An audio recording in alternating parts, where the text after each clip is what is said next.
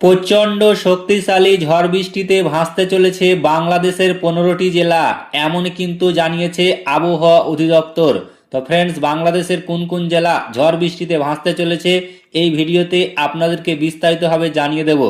অবশ্যই ভিডিওটি শেষ পর্যন্ত দেখবেন।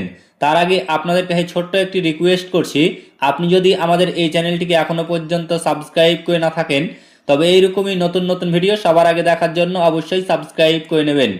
আবহাওয়া অফিস জানিয়েছে ঢাকা সহ দেশের 15 জেলায় 60 কিলোমিটার বেগে ঝড়ো হাওয়া বয়ে যেতে পারে। একই সঙ্গে বৃষ্টি বা বজ্রসহ বৃষ্টির আশঙ্কা রয়েছে। মঙ্গলবার দিবাগত 1টা পর্যন্ত দেশের অভ্যন্তরীণ নদী বন্দরগুলির জন্য দেওয়া সতর্কবার্তায় এই তথ্য জানানো হয়।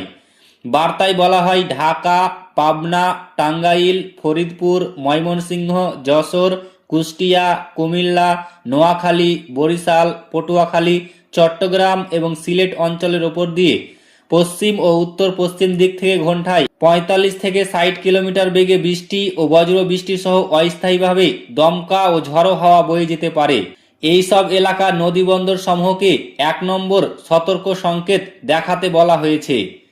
এদিকে আবহাওয়া অফিসের একটি বিজ্ঞপ্তিতে বলা হয়েছে লঘুচাপের বাড়তি অংশ ভারতের পশ্চিমবঙ্গ এর কাছাকাছি এলাকায় অবস্থান করছে।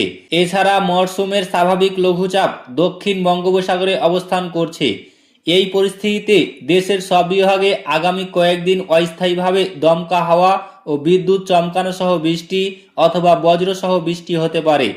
সেই সঙ্গে আগামী 2 দিন কোথাও কোথাও শিলাবৃষ্টি হতে পারে, এমনই কিন্তু জানিয়েছে আবহাওয়া অধিদপ্তর। তো ফ্রেন্ডস, এই ছিল আবহাওয়া সংক্রান্ত বিগ ব্রেকিং নিউজ। ভিডিওটি ভালো লাগলে লাইক করবেন, শেয়ার করবেন এবং চ্যানেলটিকে অতি অবশ্যই সাবস্ক্রাইব করবেন।